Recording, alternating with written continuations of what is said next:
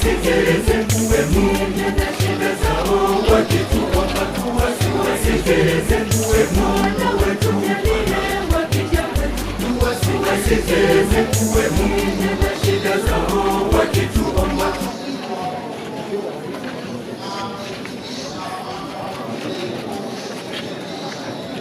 Kanisa la zamani.